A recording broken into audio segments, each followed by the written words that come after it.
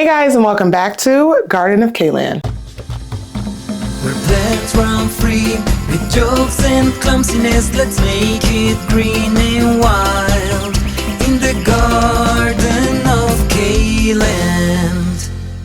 Lately, I found that people are impressed with my plant collection strictly due to the sheer amount of plants that I have. And that's cool and all, but sometimes if you kind of remove the trees from the forest, that tree isn't so great after all. What I mean is that sometimes my plants can be a little bit lackluster when they stand alone. And it could be because they're small or struggling or just not that great in the first place. I'm just kidding. All my plants are great. Let's be serious here. But I do have some plants that are visually striking without having to be surrounded by other plants for that effect. And today I'm going to show you a few of them. You won't be disappointed. At least I hope not. But before we get started, hi, I'm Kayla and welcome back. If you're new here, welcome, and be sure to subscribe if plants are your vibe. Now let's look at some plants. This is the Philodendron Dean McDowell, and it is one of the most striking plants that I have, not just because of the size, but look at this pillowy texture and these bright green veins that go down the middle. Like,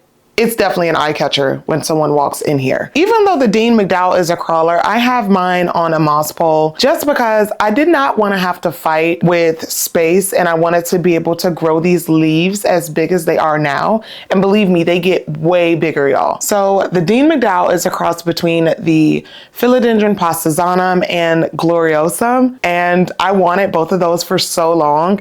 I don't have I do have a postazanum that is kind of a wet stick propagation right now, and I've got the gloriosum somewhere behind me, but oh my goodness, to have a hybrid of both of my favorite pillow textured philodendron is such a vibe. It really is. I am honored to have this, and I am especially proud of this plant because I got it as just a little seedling, and I was able to take care of it and get it this big despite a few run-ins with spider mites. Oh my gosh, let me show y'all a close-up of these leaves. The way the light hits them almost makes it cartoonish in a way. I just think it looks so exotic, and I feel like if I jumped off a building and landed on one of these, I might survive. Okay, obviously I was a bit dramatic with that one, but I'm just saying this pillowy texture is so amazing to me, especially on a heart-shaped leaf, y'all. And when the light hits it, like around 4 o'clock in the afternoon where I have it, it is just like, oh, I can't get enough. I can't get enough. The green on these leaves is also something that I find very appealing because even though it's not variegated, it doesn't have like any silver or anything like that in it, it has so much depth. And that's because of the texture. So it's all one color, but because of the pillowy nature of this plant, it looks like a bunch of different greens. Oh my gosh, you guys. The Philodendron Dean McDowell is so gorgeous. And I know that people are kind of moving away from aeroids and especially philodendron, but this is just one that will never ever get old in my collection. Does anyone else feel like they kind of have a type? Well, with houseplants at least, because I find that maybe I had or still have a type, and I typically go for things that have like crazy contrast, and I'm trying to step out of that habit of like getting the same plant over and over. But when it comes to dark or light veins, like anything that is a contrast from the leaf, I'm gonna get it every time. This is my Hoya callistophylla, and this plant has an absolute chokehold on me. I have literally propagated this plant 3 times, and I still have all the propagations here just growing as new plants because I cannot get over how gorgeous this Hoya is. So first of all, we kind of have this prehistoric look going on, and that's strike number 1. Then we have these dark purple or almost black, maybe even blue veins on this beautiful green color that is sometimes a bright green and sometimes it goes a little bit darker. This plant is one of the most, if not the most visually striking Hoya that I have. And even with 1 or 2 leaves on it, at a smaller size, it still takes me out. A lot of other Hoyas in my collection are striking because they like get big, the leaves get big, or the flowers are incredible. But this one, the foliage is where it's at for sure. And even though it doesn't have any like crazy shaped leaves like the Polyneura, which is one of my favorite, it still is something to write home about. I have a hard time getting rid of all of my little propagated callistophyllas because I just can't let them go. They're so beautiful. Every time I look at it, I'm like, okay, it's time for you to find a new home. It just, something about it, I mean, everything about it really just makes me want to hold on to it. Even though this Hoya looks out of this world, it has been quite the breeze to care for. I don't ever have any problems with it. I have it in pond. This is a self-watering planter that I got from Amazon. I'll link it below. And overall, I'm so happy with it. I just fill the reservoir up when it gets dry. But y'all, all of this for basically nothing. And they're not that hard to propagate either. So if you don't have one, I feel like now is a really good time to buy one. This was a wish list plant for me for a long time. So I kind of have egg on my face because I feel like I went through the most to get it, and now I just see them in nurseries willy-nilly. So I knew what the risk was, but I don't care. I have it now. I'm still as happy with it as the day that I got it, and it is just one of the most picture perfect Hoya that are out there right now. There is no conversation to be had about visually striking plants without bringing in the Cercestis mirabilis, and I think it's pretty apparent why. This plant is definitely not on my easy plants list, but I think she's within her rights to be more on the difficult end. As the Cercestis matures, it does eventually lose its coloring, or at least it loses a little bit of the vibrance. So the younger leaves are usually the ones that have the most color. But considering I've had this plant for about 3 years and it hasn't lost its coloring yet, I think we're on the safe side of things. We have definitely had our fair share of ups and downs, but right now we're on the up and up. The Cercestis mirabilis is, as you can kind of tell by looking at it, a plant that absolutely thrives in humidity and not so much in drier conditions. So once it outgrew the cabinet and I had to put it in ambient humidity, it was a bit of a challenge trying to get her to adjust. But these arrowhead shaped leaves stand out in any collection. It is definitely one of the most beautiful plants in my collection, and I'm gonna fight to keep this one healthy and thriving. I had a bunch of small leaves on it, so it was a lot fuller before, but grandma also had one about the same size as mine. So I ended up combining them, and to do that, I had to uproot both of them, and it kind of just took a downfall, and now we're just kind of on our way back up. So, you know, I expected that to happen, and now I'm okay with losing a few leaves in the name of combining these and like getting them to grow healthy together.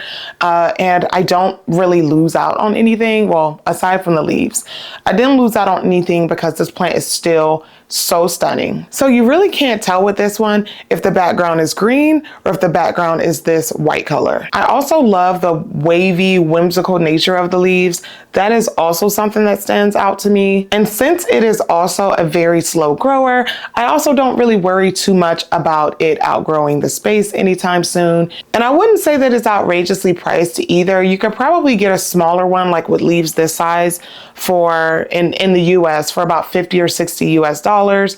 So nothing too crazy, but it's just such a difficult plant. Well, I've had harder plants, but it's just not one of those easy ones that you can just water when you need to and just kind of set it and forget it. This one likes to have a humid environment, so I do have to keep my humidifier running. If the humidity drops below like 70 for this plant, you do get these, if it'll focus, you do kind of get these browning.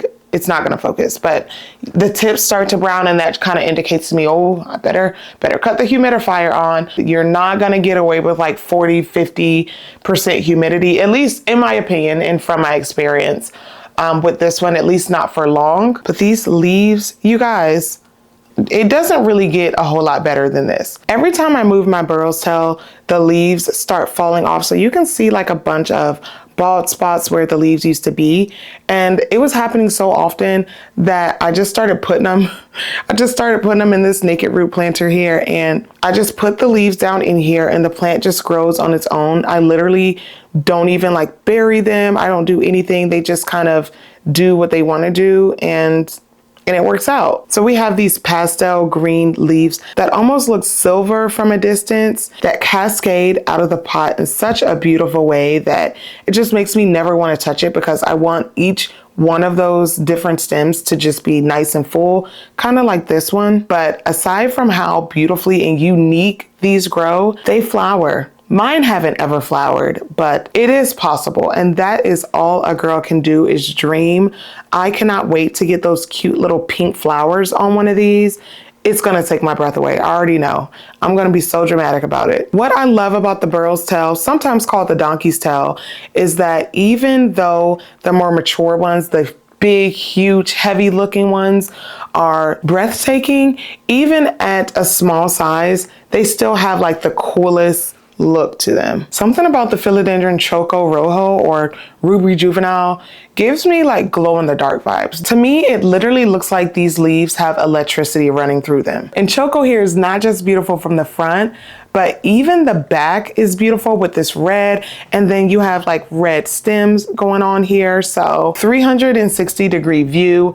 This plant is going to be gorgeous. This plant was a whole lot bigger when I first got it, but it struggled quite a bit. And I figured it would be best to start this over in some stratum.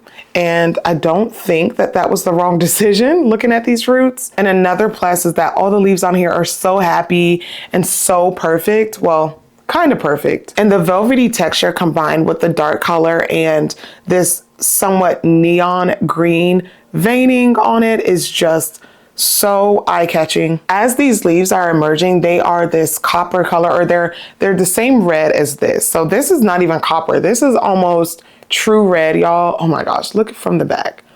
I don't know if it's the stratum or the nature of this plant, but it has been growing nonstop. I'm getting 1, 2, 3, 4 leaves at a time. Granted, I do have several plants in this pot, but there's never a shortage of growth on this plant. And it is pretty easy to care for. So it does get a little bit too much light in my opinion. I feel like if I kind of darkened the space a little bit more, or like took a little bit of light away, these leaves would be a little bit darker. So they are almost black when they're mature. I think this is the closest representation of how dark they get that I have on this plant. But you guys, does this not look like it is backlit by some kind of lighting? Like, it's just gorgeous. When I turn the lights off in this room at night and I just have the TV on, I feel like this plant, like I keep it under the TV, I feel like this plant is one of the ones that I could still see, like that will not go to sleep or something, because it's just that vibrant. The contrast is amazing.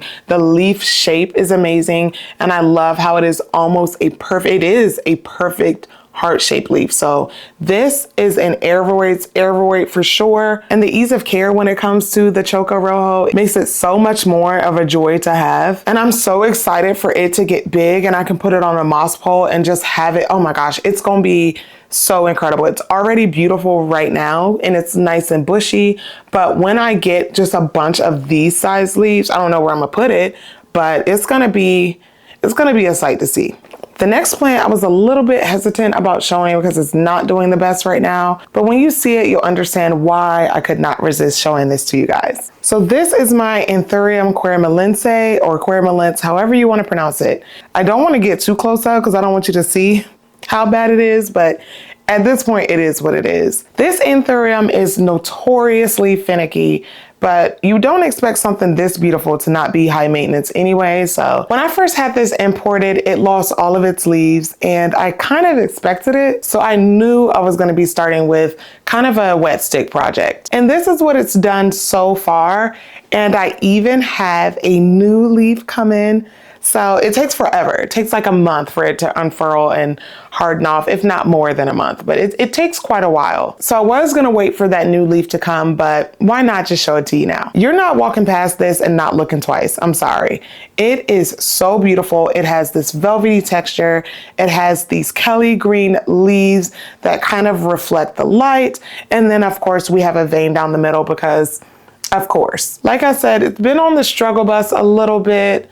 And when I get up close, you can really see like, it does not like, look at that. It does not like to unfurl if it is not like 80% humidity, I'm finding. And it also doesn't really, at least in my house, like upstairs, I guess because maybe it's warmer up there. I don't know. Once I put this secondary little pot in here to kind of extend the pot without uprooting it and repotting it into something deeper, that's when it kind of took off. So it had all these exposed roots and it did not like that. It was finding it hard, I guess, to receive the nutrients that it needed. So once I did this, and I have stratum in here, like I just did whatever. Once I did this though, that's when it started pushing out the leaves and I was like, okay, finally, I'm kind of getting the hang of it. So I'm excited to see if the next leaf is perfect. Like maybe I can get one perfect leaf on here, but even without it being perfect, y'all, the queremalense is so freaking gorgeous. Like look how massive these leaves are and it's just getting started. Even when the leaves were smaller than this, it still was like, oh my goodness, it was just taking me out. It's just the way that the leaves fall and just the elongated, pointed heart shape of them. It's something to definitely reckon with. So I'm really looking forward to seeing what this is gonna look like now that I'm sort of getting the hang of things, and perhaps I can get it to grow nice and full and bushy. It is very slow. I don't know if I already mentioned that, but it is very slow. But even with just 2 leaves on here, like, oh my goodness, this plant can still a show without anybody's help. And even when it's not in the best shape. I had never heard of this. I'm not gonna lie, I'd never heard of this Anthurium before I saw it on a live sale a few weeks ago. It's the Anthurium peltigerum. Look at this leaf, y'all. So it has this closed sinus. It almost looks like the closed sinus was an afterthought, like it just got filled in at the last minute. But these ruffles down the leaf and then the undefined shape of the leaf, like, are you a heart? Are you an oval? Like, what are you? I don't know. I feel like this would make someone turn their head sideways. At least I turned my head sideways when I saw it. It just seems like this has a bunch of different plants all combined in one, and that's what makes me love it. So this Anthurium is still pretty young with just 2 leaves and they're not that big, but I am interested to see what it's gonna look like as it matures more. I'm so excited to find out what this is gonna do in my care. But aside from that, look at this, how it kind of has this ombre effect, the vein, and it starts off this bright point and then kind of fades towards the bottom. I just feel like it accentuates the texture of it, like the ruffles of it, that much more. And I love that the sinus is so flat. It just really makes this plant look very unique. And Anthurium in general is like strappy or heart-shaped or like pointed, but this is, when I see a round one, I'm just like, I gotta have that. And I felt like I just needed to put this on here as a quick little honorable mention, and stick around so we can see what it does in the future. The Philodendron campii Lynette kind of baffles me because I'm looking at how gorgeous these leaves are and I don't really understand why I don't see it more often, or maybe I just like have a different appreciation for it than other people do. But especially with these long shiny leaves that have a bunch of ruffles all the way down and that vein down the center of it, it's just an amazing plant to have. And it's even better that it doesn't like to be fussed over that much. So when I overwater it or fertilize it too much, it's kind of like, girl, I don't need all that. And it starts to yellow a bit. And this was originally a lot bigger, not as full, but the leaves were a lot bigger. All these leaves are pretty small in comparison to how they were when I first got them because they're all like newer leaves. I don't think one original leaf still remains on this plant because I lost so many of them after getting it that it's just like regenerated a whole new plant at this point. So I want to talk about these crazy leaves and how they're not exactly oval shaped. I don't know, when I turn it to the side like this, it just reminds me of a pair of lips. Do y'all see it, or is it just me? But I thought this plant originally grew in kind of like a self-heading type of way, but as it matured though, I realized like it needed something to climb up. And so once I provided this cocoa core pole in here, now it's doing a whole lot better. It just was like really wonky and thin and just not that healthy looking a few months ago. And so I just decided to like redo the entire plant, and it's grown really well since then. Another weird thing about this is the only philodendron that I have in my care that has ever flowered. And it wasn't just like 1 or 2.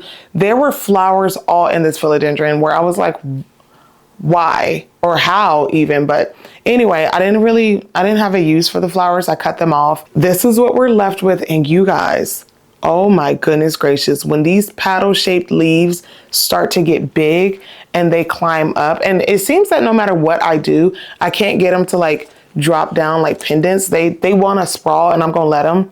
But when these leaves start sizing up, y'all, and climbing up, oh my goodness, this is going directly onto Instagram. But yeah, it's definitely one that I find to be really underrated. Like, where are all these at? They're not hard to propagate. They grow really quickly.